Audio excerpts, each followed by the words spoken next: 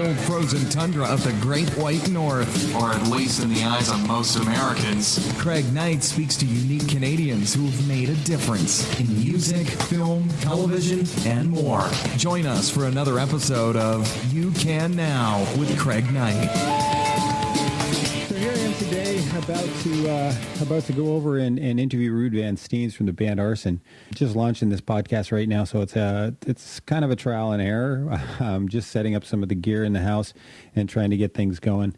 Doing a remote podcast at the moment, setting up a studio once I get to the new location, and we'll have some people over there. But for right now, I'm going over to Rude's house, and we're going to chat. We're going to talk about Arson. We're going to talk about punk rock in the 70s. We're going to talk about Toronto in the 70s and what the music scene was actually like here. It should be really good. It should be interesting. You know, I'm here today, and you know, I guess one of the reasons that I launched this podcast is, you know, I've been listening to a lot recently. I come from the publishing world.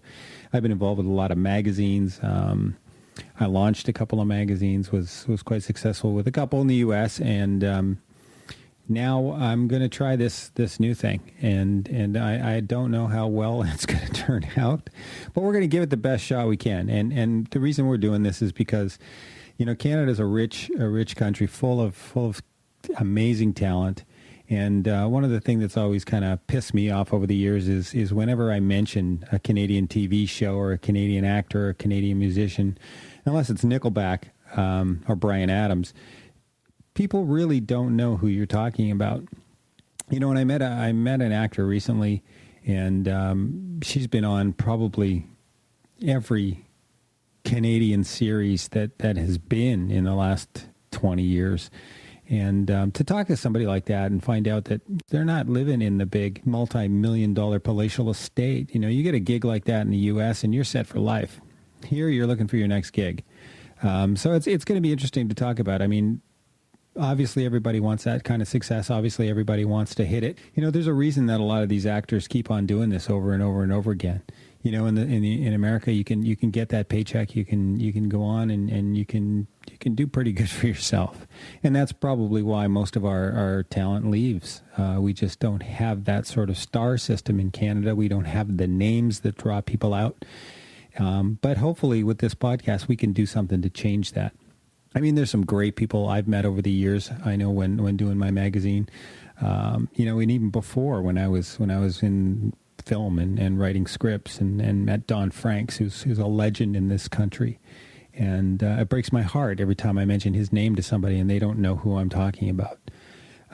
You know, there's just a level of talent here that's incredible. And I hope through this, you know, whether 5 people get turned on to this or 500, I think it'd be amazing. You know, it's just a way, hopefully, that we can learn about the talent we have in this country, learn about makes them tick, and hopefully, obviously, you're not going to see their faces because this is not a visual podcast, but I'll have their pictures up on the website, and you can go take a look and see who you're listening to. And hopefully you'll tune into their next gig, you know, whether it be a TV series, whether it be a podcast, man. I mean, you know, today with this multimedia sort of offering that we have available to us, anybody can do anything. And it's all about supporting the people in our own country. And again, I'd like to thank people like Mark Maron. I'd like to thank, you know, Danko Jones. I'd like to thank a lot of different podcasters out there. Chris Ravenscraft has been very influential and very helpful listening to his podcast and sort of allowing me to pull all this stuff together. So I'm not going to bore you anymore. Let's get on with this interview with Rude, and let's see what was going on in Toronto back in the day.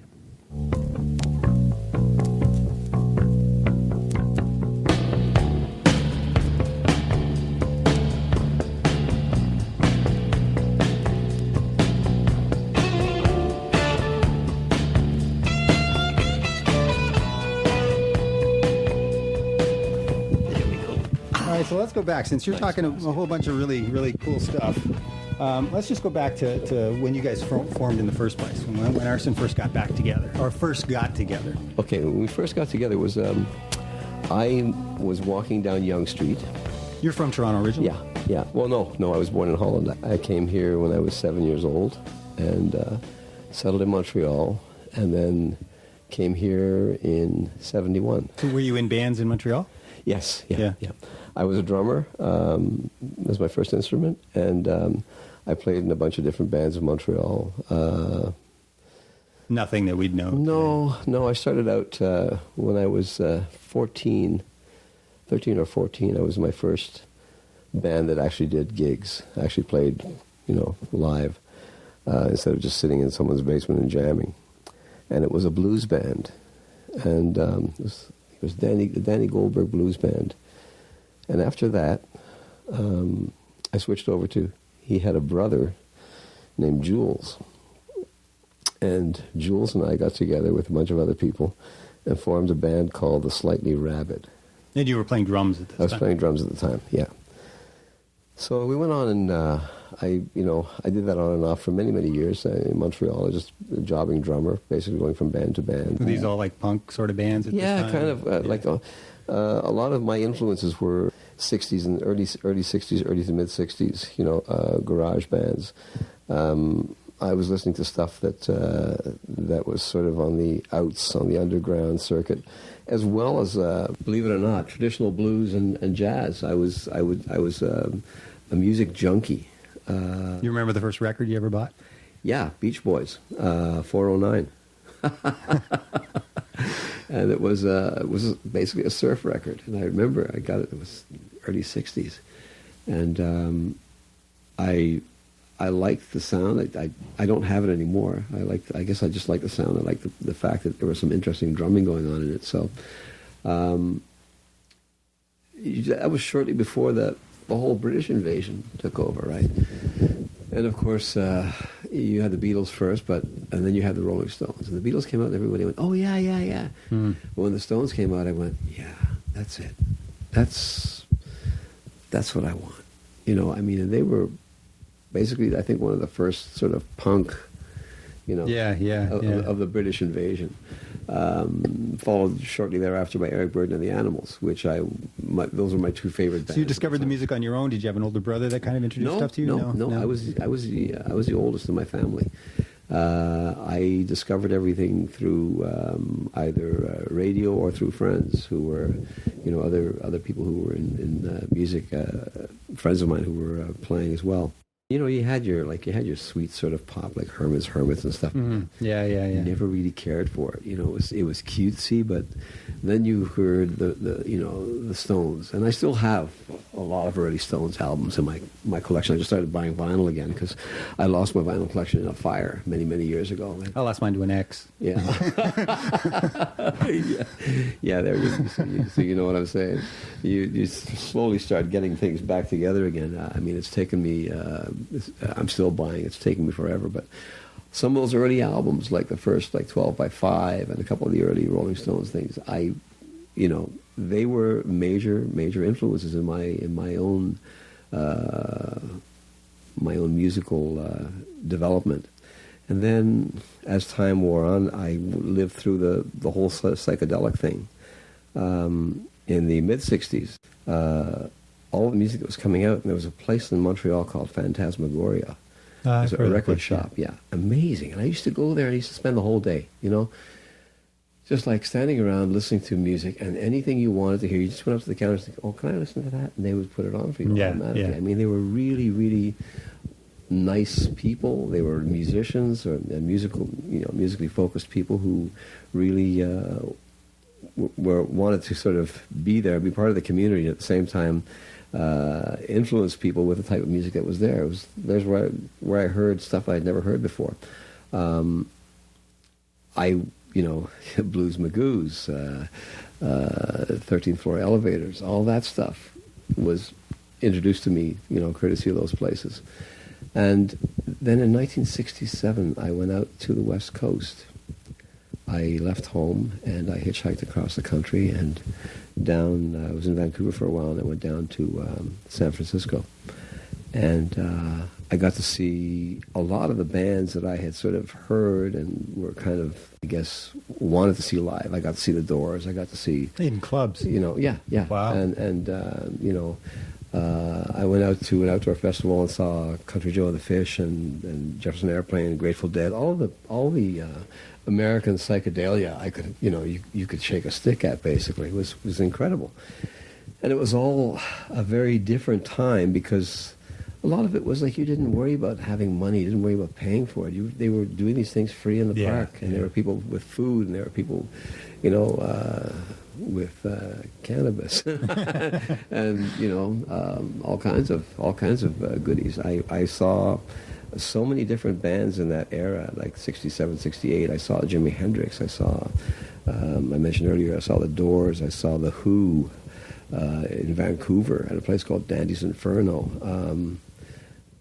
It was just like, for me, it was one of the best years ever for as far as seeing live entertainment and live music was concerned. And I think I wasn't able to get to play out in the West Coast, unfortunately, because I didn't have my equipment out there. Mm-hmm. My parents weren't accommodating enough to send me my drums. Of course, they were saying, you took off, you left, you figure it out. Work it out. Yeah, work it out. So I ended up coming back to Montreal after that and playing in a few different bands and whatnot, and eventually made my way here. I was actually on my way to Vancouver again when I stopped here in Montreal. Was eventually the main reason why a lot of us left Montreal was essentially the club scene started closing up. They had these huge stages and for playing on, and they put up a disco booth. And that was it. Montreal was ahead of everybody else as far as that was concerned. They had these disco booths set up. Bands were like, oh, sorry, we can't afford you anymore. Right. So myself and a whole pile of other musicians just made this mass exodus out of Montreal. It's funny, I went back the next year. I came here in 71. I went back in 72 to see a Led Zeppelin concert. And I loved the concert, but there was no nostalgia for me to go back to the city. It was like, no, I don't have to be here. I came back to Toronto the same night. So did you find yourself right in the Queen Street scene sort of when you came here, or where did you go look? Queen Street wasn't quite yet happening at that time. The Horseshoe was there when I first came, but a lot of Queen Street hadn't really developed. It was in the developing stages when I first got here. I'd go down there just to sort of, it was kind of a neat place to hang out. It was you could see things starting to happen, but it also had a sort of creepy element to it. Back in 71, 72. Well, I remember Yonge Street back then, too. You have those porn shops all along the streets. And girls standing in the windows almost like it was Amsterdam or something. Exactly, yeah, and it was, it had kind of a strange appeal to it, but it wasn't fully developed yet. It was just starting to grow. I saw that starting to develop later on in the mid-70s, closer to the mid-70s, when some of the places like Crash and Burn and that were starting to happen. That's when Queen Street started growing up a little more. We hung out mostly, believe it or not. We had our own rehearsal space was on Queen and Bathurst. That was an old Chinese theater called the Rose. Where'd you find musicians at this time? What were you doing? Well, okay, we'll go back to when Marcel and I met. Yeah. It would have been early 77, I guess. I was walking down Yonge Street, and he walked by me, he had a vibrators button on. The black with the white with a black V on it. And I said to him, oh, neat button. And he said, oh, yeah. He said, some guy just gave it to me down the street. And I said, well, have you seen them? Because they had just played in town, right, the night before. And he said, no. He said, I just got the button from the guy. I don't know who these guys are. I said, well, they were just playing the other night. And I just went and saw the show. And, so we started talking about music and whatnot. And he told me he was a guitarist. And I said, oh, I'm trying to put a band together. And we started talking. And the next thing you know, I auditioned him at the Uglies rehearsal space in the Phillips building down around, I think it was down Niagara Street, around Niagara and King or somewhere in that neighborhood. And they let us use their space because I knew Ramey. I sort of befriended Ramey through another friend of mine. And Ramey said, oh, yeah, come on and use our space if you want. So Marcel came down, and I think we did an hour-long rendition of Bowie's Jean Genie. That was... And that was it. I thought, this works. This is good. We we became really good friends. We just hit it off automatically. And you were singing now at this time, or I was singing then, yes.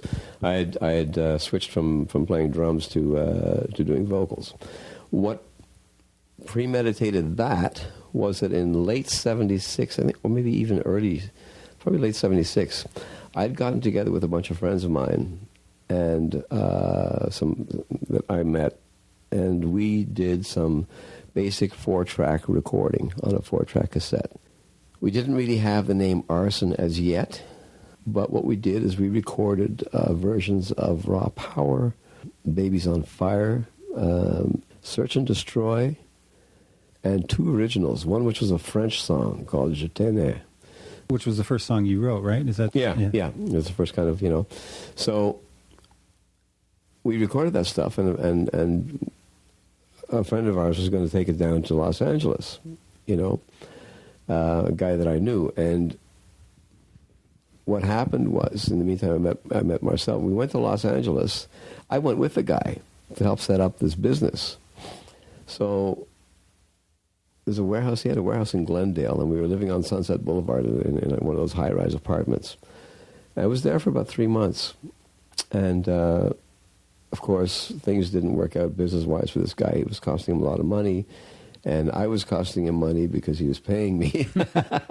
So I got sent home, and it was one of the worst plane rides I ever had in my life, because it was a three-way flight, and we went from Los Angeles to Kansas. And right over, before we hit Kansas, there was major, major turbulence. Like the whole plane was shaking. And I swear to God, everybody on that plane had their head between their knees, and they were all praying. You could hear the murmur going through the plane, And these air attendant, I guess the hostess, were running around saying, it's okay, everything's okay, But if you were on that plane and you felt the way it was shaking and vibrating, you were like, I'm sure I'm going to die. Well, that's how I base my fear. I look at the flight attendants and see how they're reacting. Exactly. And they're like sweating and telling you it's okay. Right. So anyway, the plane finally lands in Kansas, and then I had to get a connecting flight to Chicago, and from Chicago to Toronto. I got back here, and he had all the tapes, All your masters and everything? Yeah. So lo and behold, I never saw them again. Luckily for me, one of the guys I worked with is a guy named Stanley. He's a keyboard player. He was on that tape, and he and the drummer managed to keep copies. So happens that this year, Stan gets a hold of me and says, hey, do you remember me? And yeah, where have you been? Oh, he's been in Montreal, he's been here, he's been there.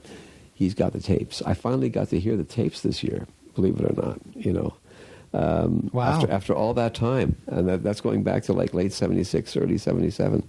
But as I said, I met Marcel, and we started working together. We started writing songs together, and we just kind of hit it off. We just had kind of like. Did you have a conversation with him? Like I played with Marcel for quite a bit of time. Oh, yeah. And I don't think we spoke more than 2 words to each other. It was always, hey, how you doing? And then we'd play. Yeah. And it was like, does this guy talk? Oh, yeah. When Marcel is a very... he's very quiet and very low key a lot of the time. If you get to know him, and you're sort of get into a conversation, you'll find out there's a whole. Well, for the only time that I remember having an actual conversation with Marcel was at the Cadillac Lounge. Yeah, we were playing, and I think it was either right before we went on stage or right after. But we were wrapping up gear or setting up gear, and we started talking, and it was actually about you. Uh-oh. And the thing that was really interesting, because we were talking about sort of how we came out, and when the first band I played was with KC. Yeah. And it was a band called Bad back in the day. Yeah. And Marcel was talking about how he started with you. And it just brought back to me the allegiances that we have, because I know KC would get mad sometimes because Marcel's got an Arson gig and that would take priority over what we were doing with either of us. But it came back to that allegiance that you were the first guy that sort of brought him out on the scene at that time, and that forms a bond. Oh, that forms an incredible bond, because it worked for both of us, because it was the first band that I had sung as a drummer before.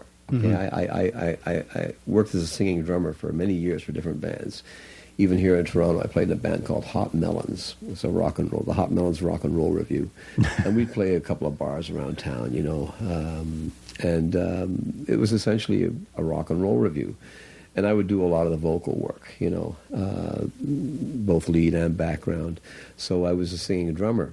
And I had done that for several projects I was with in the past. I mean, my vocal training goes back to choirs when I was a kid, you know. I had choral training in a choir, and then when I first came to Toronto, I think it was 72 or 73, I actually went to the Royal Conservatory for a year and studied voice. So were you a trained drummer as well? No. I taught self-taught. Yeah. Initially, my vocals were my choral stuff was, you know, the reason I got asked was because somebody heard me singing one day and said, "Oh, why don't you join the choir?" So I always do these things to get better at what's there. I didn't take any drumming lessons till I'd been playing drums for about 20 years. And then I went to see Lou Williamson at Long McQuaid, and I said, "How do I do this?" And Lou said, "Oh, that's easy. Come through a couple of classes." So I went to about 5 classes with Lou. And Lou was a master drummer. He was a big band era drummer from, you know, the Gene Krupa stuff. And, yeah, he's friends with Buddy Rich and all these people, you know, and he was an amazing drummer. First, he worked at Long McQuaid's, and that was when Long McQuaid's was up on Davenport and Yonge. There was the store I went to there, and I bought my first drum kit off him here in Toronto. It was a Fives kit, a fiberglass kit, and I was the first one in Toronto to get them. But he was an amazing guy, a really nice, genuine individual, but an amazing drummer. And so when I needed to learn a few things about drums, like finesse, because I'll tell you who my mentors were as a drummer: Ginger Baker, Keith Moon, John Bonham. So Mad Men, basically. Exactly. I had a lead foot. I had a foot that you could hear my bass drum. I never mic'd my bass drum. You could hear it at the end of the hallway. Okay, it was loud and big. You're busting through the floor. That's right. Yeah. And that's how I played. I used to use the butt end of my sticks. You know, so I was a real heavy rock drummer, you know, and I had to learn how to do things with finesse, press rolls, you know, little soft things with brushes. And I said, "I've never done this before." What are they? So Lou said, "Oh, here, you know," and he gave me a couple of lessons on how to do this stuff, and I integrated once in a while, but I'm still a rock drummer predominantly. Do you still play drums? Oh yeah. I'm rebuilding my original Fives kit upstairs right now. I've got it all in pieces up there. It's on the 3rd floor. I needed to get some new tom holders, and I decided to use a rack system for the toms as opposed to the bass drum, because the ones in the bass drum, the holder would always crack the bass drum. Eventually, because it's fiberglass. So I'm using a rack system now. I'm just setting it all up upstairs, and it'll be nice when it's finished, you know. So when you guys were doing your original recordings, when Marcel came on board, were you playing drums at that time? I was playing drums to keep the time, the beat, to keep the to music write going. songs and stuff, yeah. And you know, it's really funny. I mean, when we first got together the second time around, back in 2010, I think it was, that was actually the time we decided to reform Arson. We'd been in touch on and off for years, you know. But in 2010, we decided that we went to a rehearsal space over on Front and Sherbourne. And I was playing drums while he played guitar, and we were just sort of like sussing out how the parts would end up, you know, being. And so essentially, he was doing the guitar parts, I was doing drums, and then I scream the vocals over top.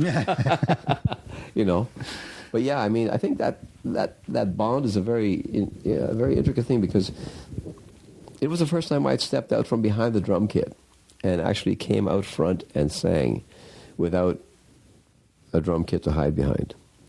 So it was a first for Marcel, being his first band to play in it. It was a first for me, being first time I'm out front as a singer with Arson. And that's, you know, I think that kind of thing stays with you. The fact that we wrote so many songs together, too, I mean, it's really, when I think about it, we've forgotten so many of them. You know? Sure. But I mean, we had a catalog of about 35, 40 songs together, all originals. And we had written them all together between the two of us. even today, this album we did, Not Always About You, that stuff was written between the two of us. We wrote a lot of that stuff. We just come up with a lyric, or Marcel would come up with a guitar part, and I'd come up with a lyric. That's how we work, Right now, we have a couple of songs we started developing and we started working on, and he'd say, well, let's try this. I'd sing a line to him, and he'd say, okay, let's see how we can play around with this. Right. And slowly but surely, turn it into a song. Sometimes I'll just come up with a chorus, and the chorus will be, okay, this is how I think it should go, and I'll sing it to him, and he'll start playing around it, And the next thing you know, we turn into a song. It's amazing how it works, because we actually, after 35 years, more than 35 years, we still get excited about writing pieces, We're not like a couple of guys who are like, oh, shit, well, here we have to go write another song, No, we kind of like, we write something and it clicks, and it's like, wow, that sounds fucking great, What can we do? What else can we do to it? And that's how predominantly it works. I try to sort of get some of the other guys, involved as well, David and John. They do most of their, their parts usually come in either in the recording session or in the rehearsal space. But they're not, So nobody else really comes in with any songs? No, we've asked, but David's really busy. He's a really busy guy. Sure. He's got a full-time career happening as an entertainment lawyer. He's got family. He's really, really busy. I've never seen anyone so busy in my life. As far as he's really good at what he does. He's one of the top entertainment lawyers in North America, so he's really good at what he does, and he's really, really busy. So you're utilizing those skills this time around when you guys are out there? The thing is, if you need some legal assistance, like David's there, but I wouldn't, I'd never overburden him with any of that stuff. But you didn't have that at your disposal when Arson was first getting together.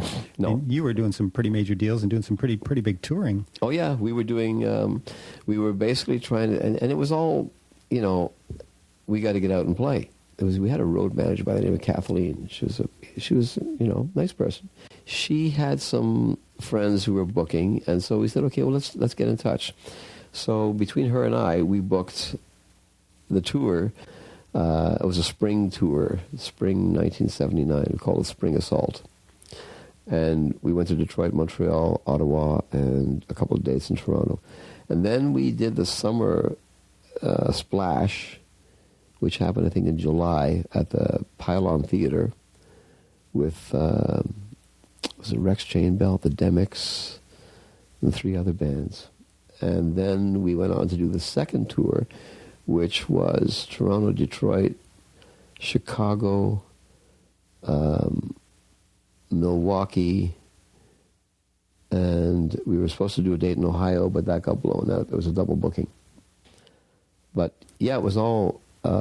this was a pretty heavy punk scene at that time too, right? It was at that time in the States, it was on the East Coast and on the West Coast, but in the Midwest, where we were, like Chicago and places, it was starting to happen, but it was kind of like there was a lot of animosity. Chicago was a big college town, and I remember we got approached by a bunch of jocks walking down the street one day. The fuck are you, And we ended up almost getting into a fight, except they chased us down an alleyway and they had us cornered, and I turned around and said, what the fuck is your problem, Like, you like music? Yeah.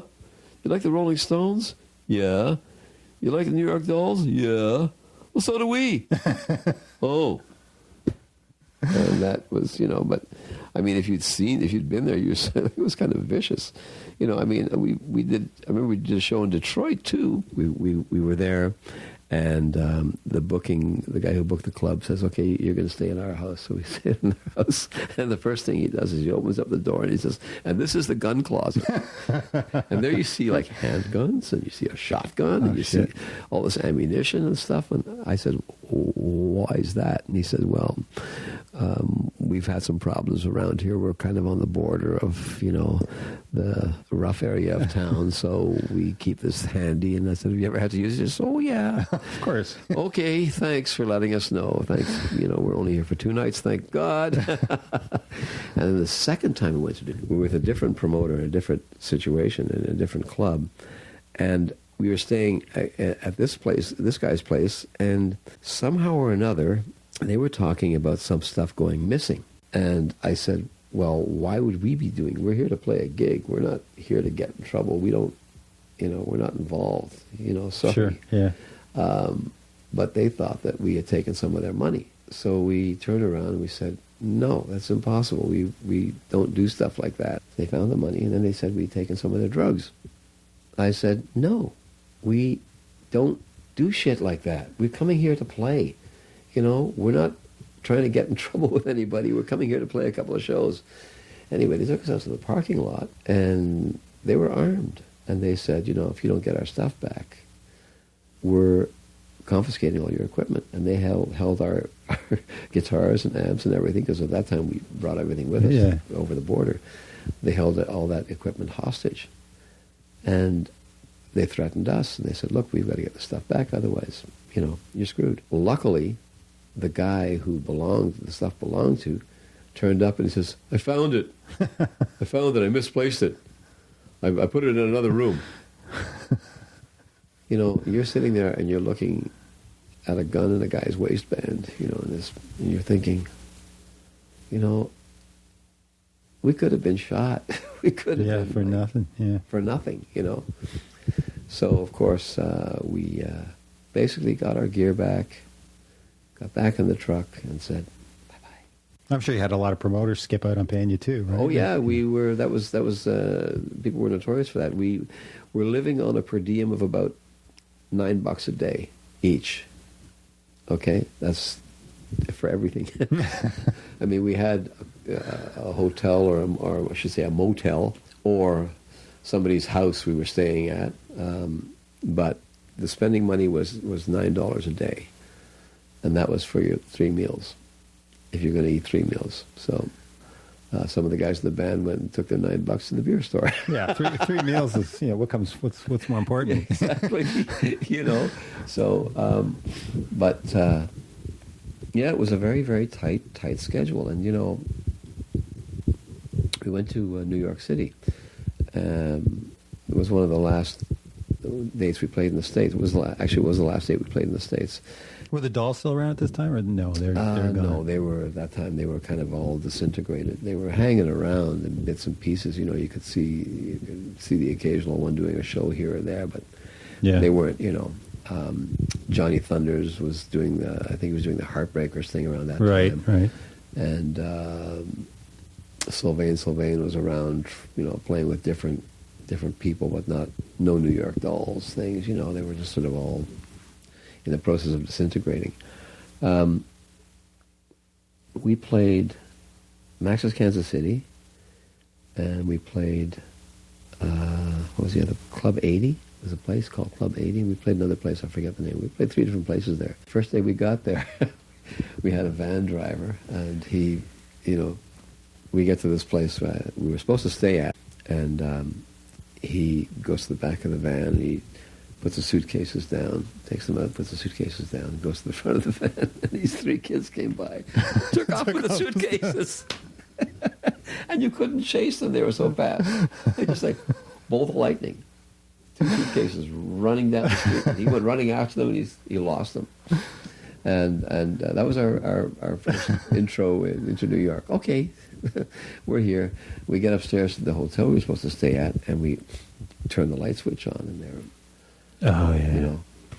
6-inch cockroaches dancing on the beds. And I said, no, we're not staying here. Sorry. So we ended up meeting some people that night. I think it was the first night we played a gig, and we ended up meeting some people. We took, we sort of said, well, we need places to stay. So Marcel ended up meeting somebody and staying with them, and some of the other guys ended up staying. I ended up staying in a loft with a bunch of people near Canal Street. You just weren't staying with the cockroaches. No, we're staying with the cockroaches. No way. So we were lucky. We got to stay, you know, in the cockroach-free zone. But it was a tough gig because we played Max's, and it was a good crowd. We did all right. There was I think 2 other bands on the bill and a movie, and the place was doing really well. We did a great set. The only thing that happened that was bad was Mike Anderson fell backwards off the drum riser. All of a sudden, there's no drums, and you're going, "Oh, where's Mike? He's on the floor down there." So we had to you know, stop. We just kept playing, and Mike got back on his feet and scrambled on and was ready for the next song. That was the only incident. Other than that, we did really well, and they tried to say, no, we didn't make any money tonight. So we literally had to go in there, Mike Anderson and myself. And Mike is a big boy. I don't know if you ever met him in person. No. He's about 6 foot your height, you know, muscular, tall. And he and I and the road manager walked into the office and said, look, you know, we'll settle on something. And I think we settled on $200 or something like that, which was okay. I mean, that covered our costs, essentially, you know. But yeah, that happened frequently. We'd often run into, and the fact of the matter was the road manager was female, and they often thought that because she was female, they could just say, "Oh, fuck you." Yeah. You know, you guys are from Toronto, what are you going to do? Sue us? You know. You know, it's really funny because we played Hotel Nelson in Montreal that spring, and there were people that came all 3 nights, and they remember, because I'm still Facebook buddies with some of them, right? They still remember the first night it was good, the second night was better, the third night was incredible. I mean, the place was so full, the police came in and almost had to shut it down because of overcapacity. And that was when we had Nick playing drums, and Nick went through the back window out onto the street. Okay, we're like playing and playing and playing. All these people start coming on the stage, and next thing you know, Nick's out the window, and I'm thinking, what the fuck? You got all these classic drummer episodes going on. Yeah. We managed, you know, again, he came in, but they were so good to us. We drew good crowd. We played well. They come up with cases of beer and liquor. What do you want? What food do you want? The bar is open. Nice rooms upstairs, you know. Beautiful accommodations. Everything was like top notch. And you're thinking, this is Montreal. Then you go to a place like New York, which is supposed to be, you know, they've invited you to come down and play.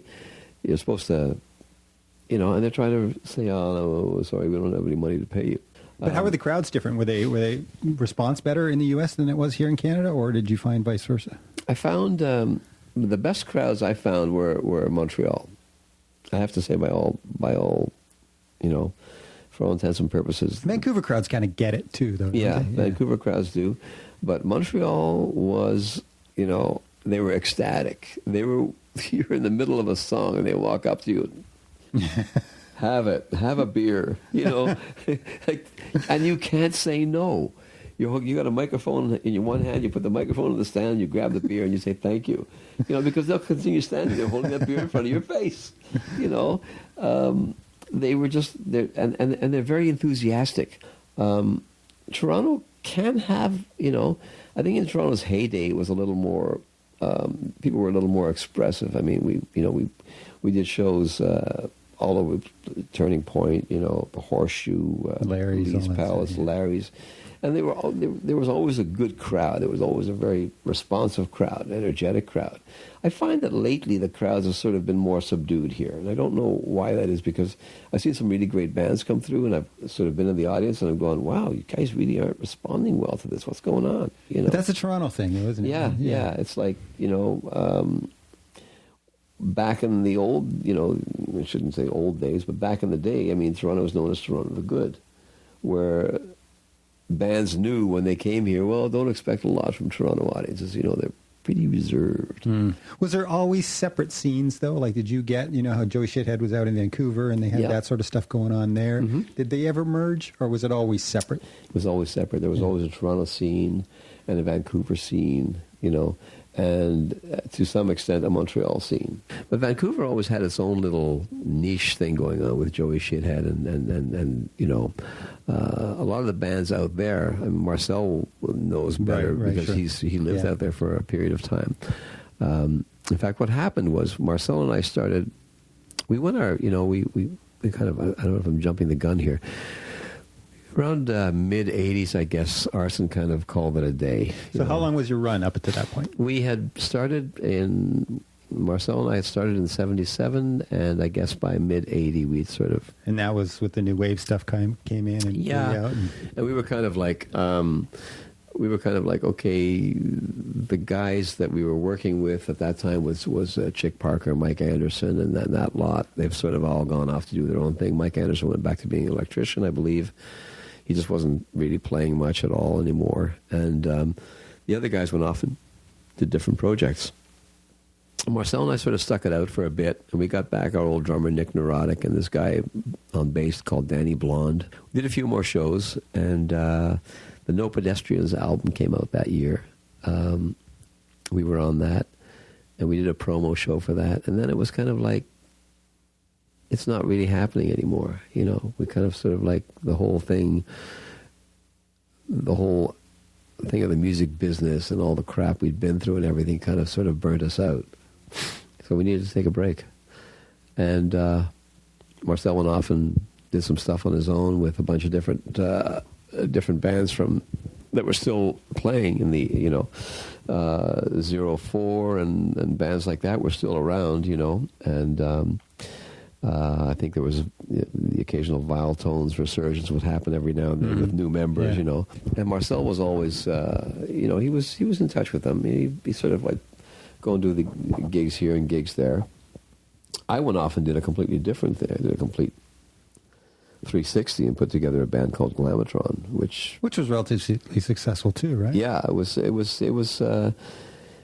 it did well. It was very short-lived, but it did well for its short life, and then it morphed into another band called Vis-a-Vis. It was interesting. It was an interesting time. Didn't you put together basically the guy, like Boys Brigade, basically, too? Yeah, like you kind of assembled that band? Well, you know what happened? That preceded Glamatron in the sense that... okay. Yeah, because what happened was, I think... when somebody said to me, well, let's try and, why don't you put Arson back together again? And I said, well, Marcel's off doing other stuff. I'm not really, They said, well, Tony Tones, who was a guitarist in one version of Arson, he was a second guitarist. In fact, he toured with us to do Detroit and Montreal. He was the rhythm guitarist in the band because we felt like we needed some padding, And so when that happened, Tony was still around. I said, he came up to me and he said, why don't we try and do something? And I said, oh, okay. I like Tony, and Tony's a good guitarist, but Tony and I, in many ways, we see the world very differently, and that's okay. I never begrudge anybody's,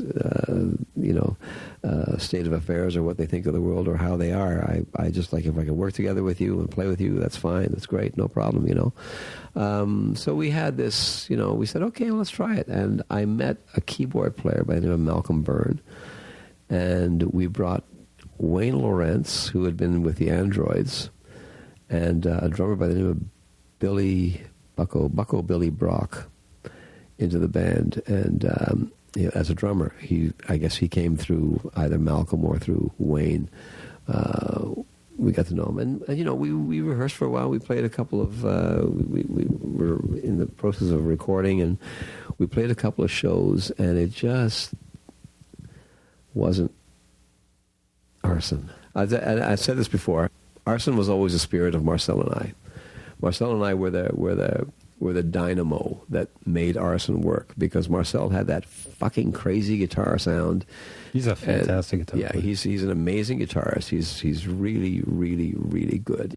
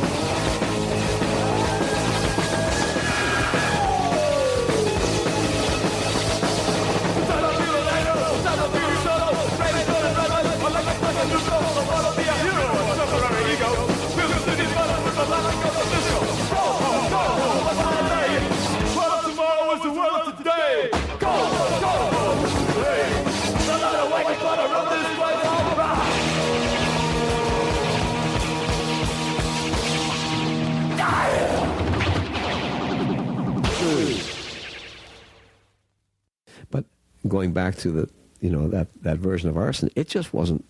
No way, So this was an actual version of Arson that yeah. Oh, okay. It was, and to change the differentiation between the two, it was called a band called Arson.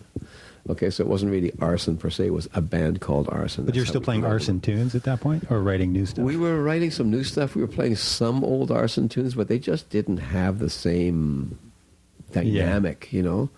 That's the thing when you work with somebody who is creative dynamically. And who listens to your lyrics and says, this is the sound I hear for your vocal. You're going, yeah, he gets it. Sure. But then when you listen to somebody else trying to go, I think we should try it this way. And, they're jangling away and you're going, fuck, man, that's not working at all. I'm sorry. That just is not working. So that band, one day I was in a rehearsal. It's really funny. One day I was in a rehearsal and Tony reminds me to this day, I just said I quit. I walked out. And he said, you walked out on your own band? I said, yes, I did. And they went on to become Boys Brigade. The same people, that same group. I think they added a percussionist. But yeah, Malcolm and Tony and that group went on to become Boys Brigade. And I went off with another guitarist I knew by the time, named Kurt Laporte, and formed Glamatron. But Glamatron sounds like you wanted to keep that edge of the guitar in there too. Oh yeah. I've always had an affinity for guitar. I mean, I grew up all the 60s garage stuff. I grew up listening to that. I grew up with I was listening to the Stooges and the MC5 in 69, 68, 69, from tapes that I was being sent from friends of mine. And I actually I remember how hard it was to find a copy of the first MC5 album with Kick Out the Jam's Motherfuckers, because they changed it to Kick Out the Jam's Brothers and Sisters. I got a Motherfuckers version.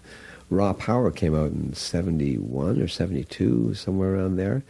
And listening to James Williamson guitar, I could see that's Marcel. I remember Marcel and I went to see Iggy Pop, the Idiot Tour at Seneca, with David Bowie playing keyboards. Oh, wow. So what led it to start again? Well, you guys went away and all this kind of stuff? And we sort of kept in touch. Because Marcel moved back to Toronto? Is that what? Well, we actually started writing again in 1999. 1999, I moved to a house up on Pape and O'Connor. I only lived there for a year. I hated the place. But it was a situation that I had to go through and,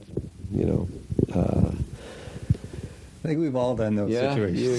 You've been there. I'm sure we've all been there. So anyway, we're up at this house, and then I got Marcel and I ran into each other, and I said, well, let's see what we can do. So he came up with this 4-track recording machine, and I had some stuff written, some new stuff written. And it was very. I wouldn't say it was as much like early Arson as it was more. Were you just writing for the sake of writing, or were you intending on? I was doing a lot more sort of deep poetry. I'd gone through a lot of crap, I guess, and so introspectively, I was throwing that out. So we took a couple of songs, and one of them was entitled "All Is Forgiven Now That You're Dead." Stuff like that. It was kind of, one day that'll... I can relate to that. You never know. One day that may see the light of day, because there actually is music for it, But we wrote a bunch of tracks, and we wrote some new stuff and went over some old stuff, and he got the call to go to Vancouver. And I thought, fuck, there we go again, I don't know when I'll see him again. I didn't see him again until 2010. So... 8.5 years, somewhere around 8.5 years, 9 years, once again, there was this big break between us. So in 2010, I heard he was back in town. I said, well, let's get together and talk. Realized that we had all this undeveloped material that we started working on but could never really finish up. And so we said, let's try and do something. We ended up, I think 2010, the summer of 2010, we went to the rehearsal space over on Front Street, and we started hashing stuff out, me on drums, him on guitars, and me yelling vocals over top of that. And then we started auditioning people.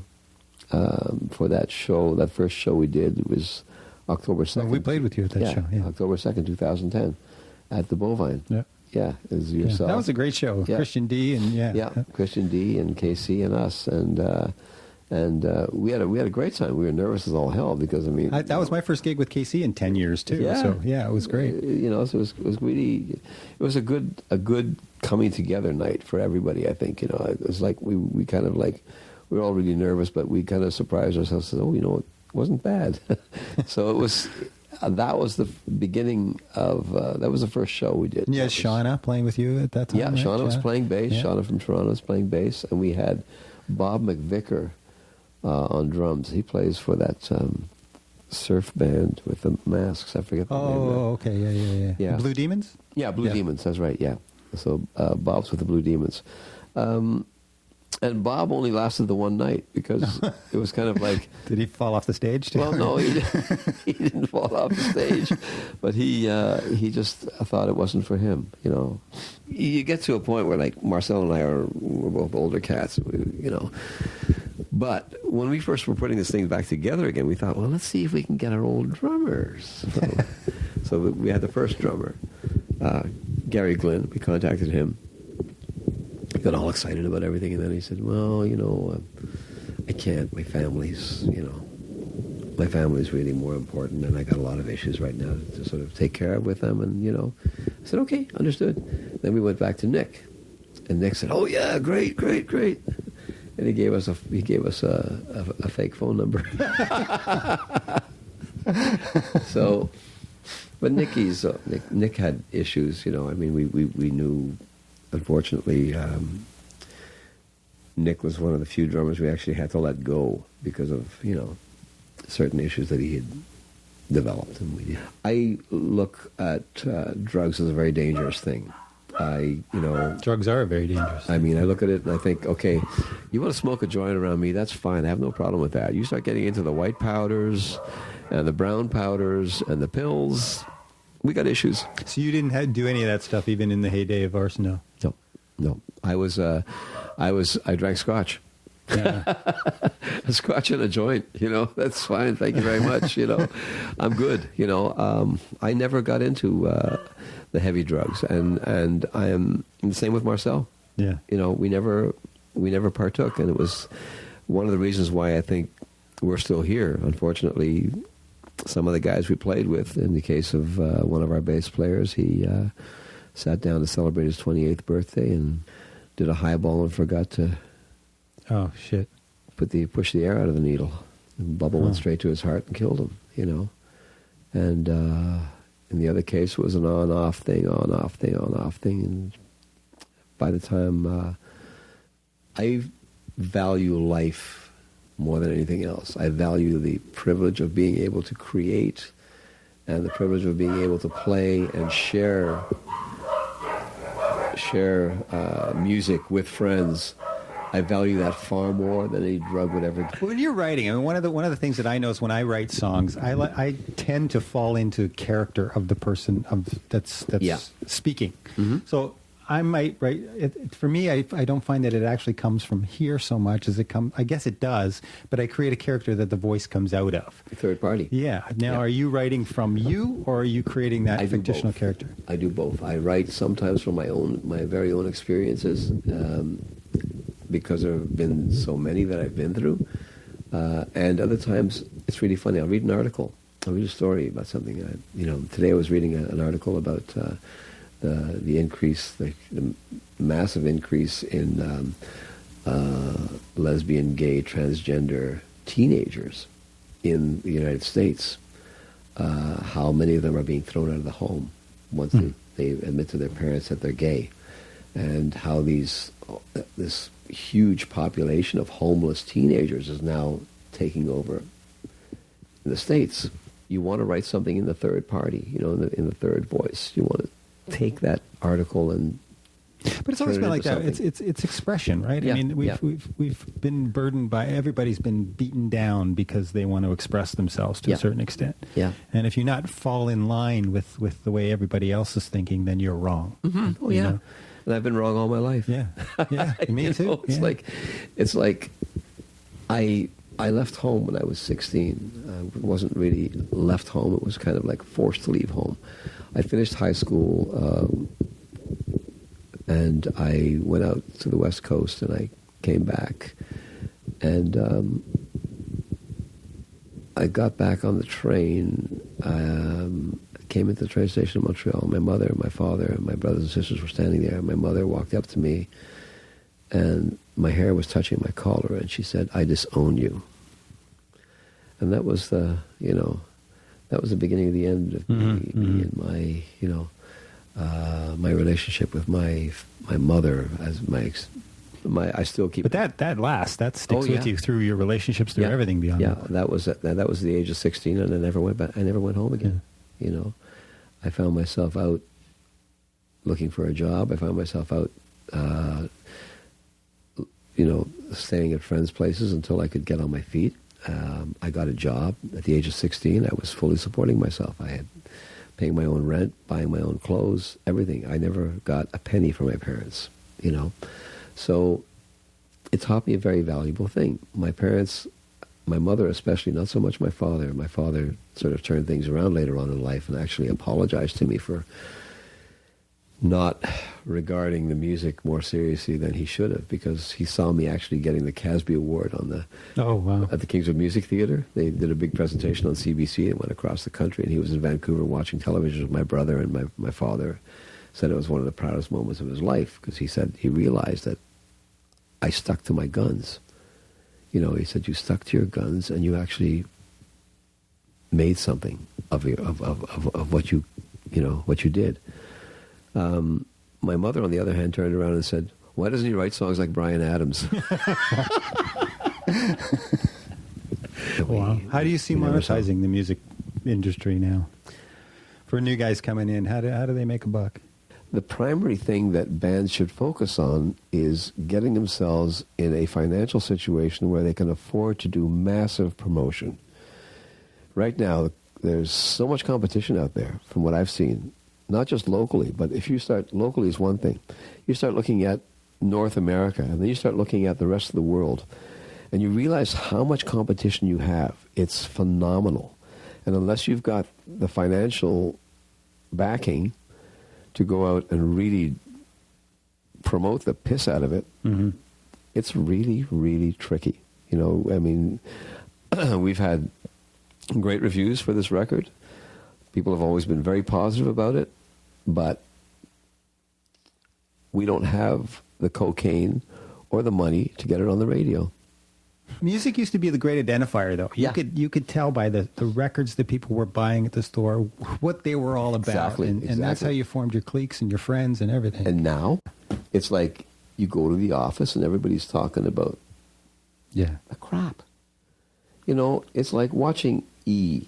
Talk or any of these entertainment shows, and they show you these plastic people walking around. I've never heard of them before. But all of a sudden, they're gods and goddesses that I, as a plebe, should be worshiping.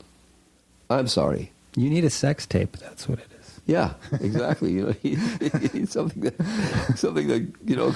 throws you way off course. But I was, it's funny. I mean, I don't watch these shows. I watch so little television nowadays. I'll watch a documentary or I'll watch a good film, but I will really, every now and then we'll just take a peek. It's like taking a peek behind the curtain, right? It's like, okay, let's see what this shit's doing. And I'm watching these people and I'm going, oh my God, wow. But you have to be mindful of the medium, though. You have to be mindful of the fact that this is what people are paying attention to. That's the sad part. How do we utilize it skillfully, with integrity, to enable to compete with this? Because in order to compete with the crap that's out there, you've got to sort of use it. Yeah. One thing that I've always done, I guess, with the magazines and everything that I've kind of been involved with is you're looking at what everybody's doing, and you grab a hold of that, you manipulate it, and then you try put out stuff that has a little bit of integrity to it. Yeah. So, I mean, right now you've got YouTube at your disposal. You've got a lot of mechanisms like that. I mean, more people are watching YouTube than TV now. Yeah. That's and again, it's something that that you're right. I mean, if you could utilize that as a potential influence. And some people have. I mean, some of the bands are taking full advantage of that right now.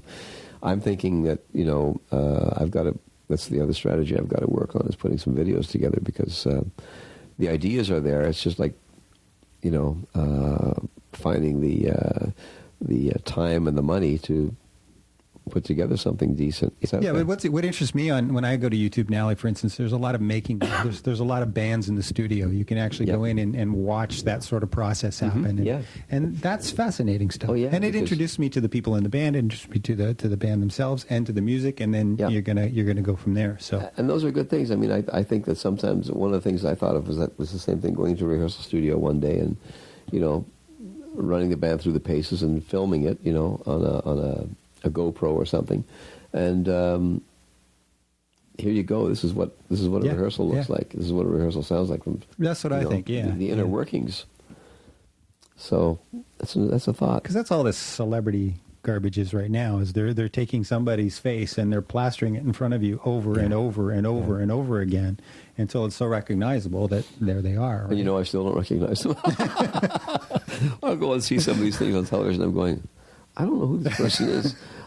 I'm a huge Dylan fan. I've always been a huge Dylan fan, and that's because I always thought Dylan was one of the quintessential poets of the 20th and 21st centuries. And to be able to take poetry the way he wrote it and turn it into songs.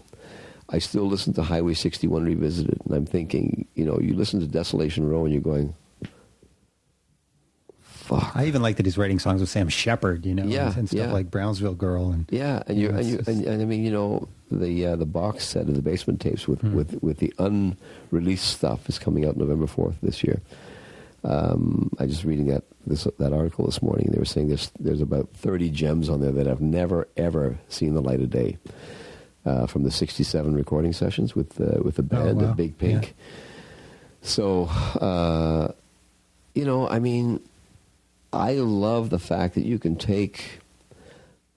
To me, that's an artist. Okay, that's taking poetry. That's taking your interpretations of life and how you've taken those words and turned them into a story and with music. And you constantly do that for so many years. And every time you come out with something, there's another interesting side to it, That to me is representative of a true artist. That to me is like, you're developing it at the same time. You're still maintaining your core, your artistic integrity is still there. You're not going out and trying to write a song for Katy Perry. There aren't too many people like that. I find nowadays. It's funny. I remember the first Foo Fighters album, and I kind of liked it, and I thought, but then 3 albums later, it's the same. It's not changing. It's like it's not growing. And I think there's a certain responsibility that comes with an artist to grow. I don't want the next Arson album to sound like the last one. I want to add different elements. I hear saxophone in some things, believe it or not. I hear keyboards in some things, And we experimented with that because if you listen to some of the tracks, we do have some piano on, Not Always About You, and there's some chording on Young, Dumb, and Having Too Much Fun.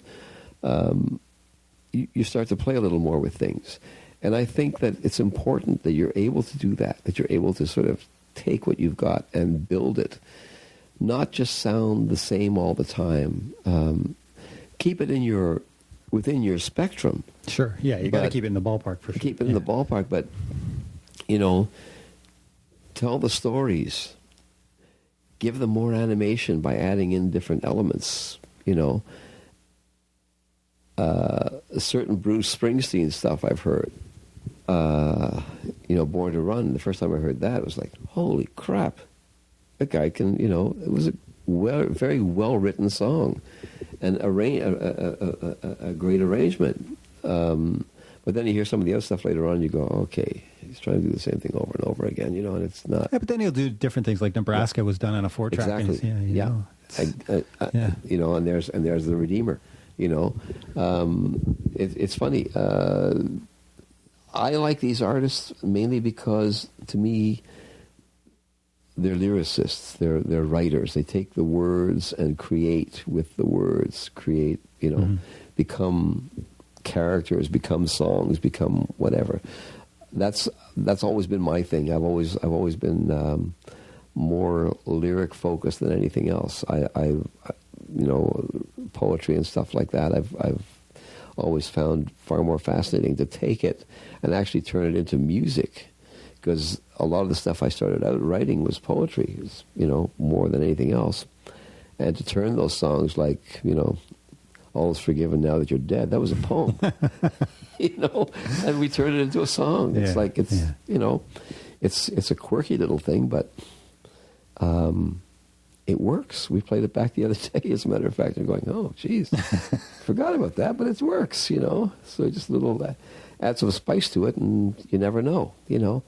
I think that's part of my responsibility, is to constantly keep things interesting. And constantly keep the band interesting. And you never stop growing. Never, ever stop growing. There's always something for you to discover. You know, sometimes I look at things like moments. Sometimes you'll have, something will just happen. You'll see that spark. And it'll maybe for a split second, you see that spark. And that spark is bright enough to illuminate the entire room or everything that's around it. And it may last for a second, but that spark may be the impetus for the next great song you're going to write, or the next great moment you have in your life, you know. And it's having the ability to recognize that, too. Exactly, yeah. And sometimes we get clouded. Sometimes we get totally clouded by all the shit in our lives. And I know this because I've been there myself, you know, to the point where, like, you're thinking, okay, how am I going to make this? How am I going to make that work? How do I pay this bill? How do I do that? But then somehow or another, if you believe strongly enough in what you're doing, you always come out of it in the end, you know. In 2001, when Marcel went to Vancouver, I was really pissed off. I was really disappointed and pissed off. I thought, there's an opportunity, and we have an opportunity to do this again, and now you got to go, you know.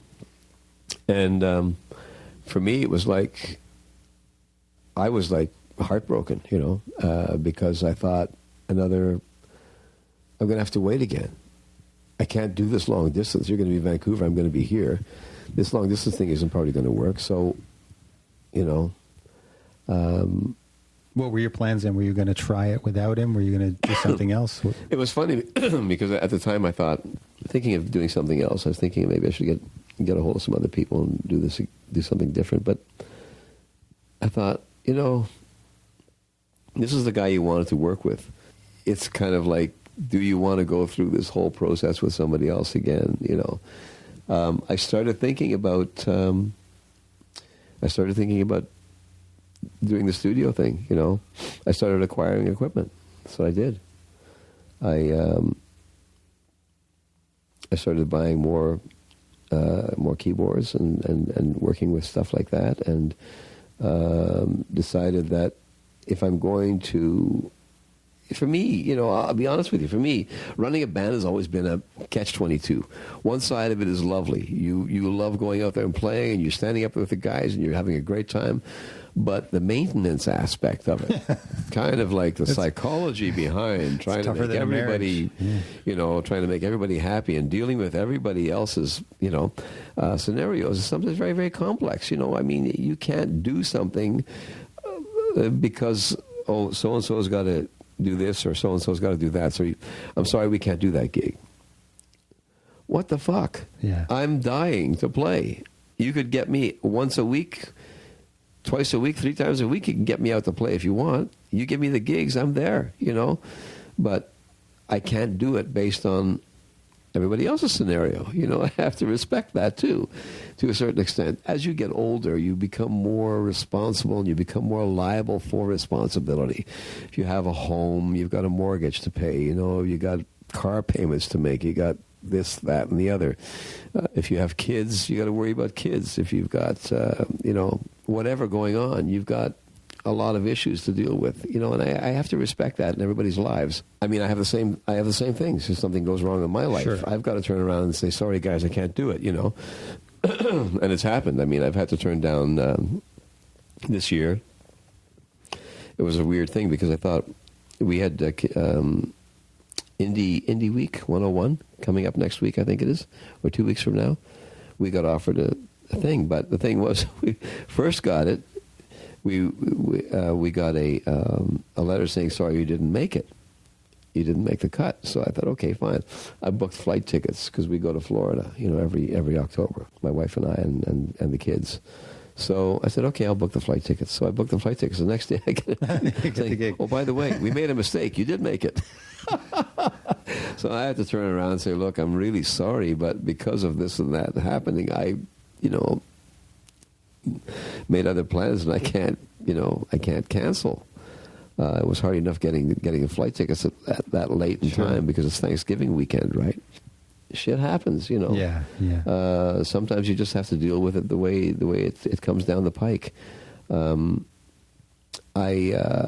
often think that, like I said, sometimes though the babysitting aspect of it it's tricky, and as you get older, it becomes trickier because you have more responsibilities, more obligations as individuals, So you try and do what you can. You try and I would like to play more often than we play right now, but my hands are tied.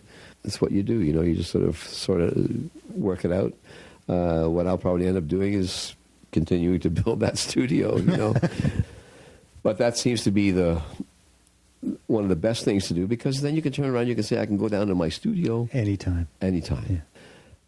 I think for the future, I'd like to see Arson doing more shows, and I'd like to see Arson doing some festival dates next year, and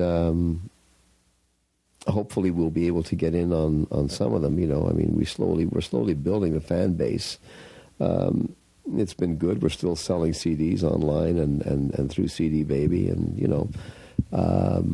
and recording another one would be the next best thing, I think, as a follow-up. And I think filling some of that time, if you can't get a gig, filling the time with creating some of the other marketing materials, like doing some of the video stuff and things like that, you could do on your own while the band's doing That's it. Doing other That's stuff. true. It's very true. The thing I like about this is it's mine. I get to do it when I want to do it, and I get to produce it once I get home, and that's the exciting thing. Yeah. So. It sounds like a great project. I mean, it's something that I think you're right on the cutting edge there, because I mean there's not enough of that type of podcast or promotion going on for Canadian artists, and that's what's really important. I mean, I think it's important that we get out there a lot more than we have been able to get out there, and using the podcast and the internet as a medium is a fantastic opportunity. Yeah, and it's free, right? Yeah. So it's a way to get stuff into people's hands, and there's nothing really getting in the way of them getting it. Exactly. Yeah. Exactly. Thanks so much for listening to UCanNow with Craig Knight. You can check him out online at www.ucannow.ca.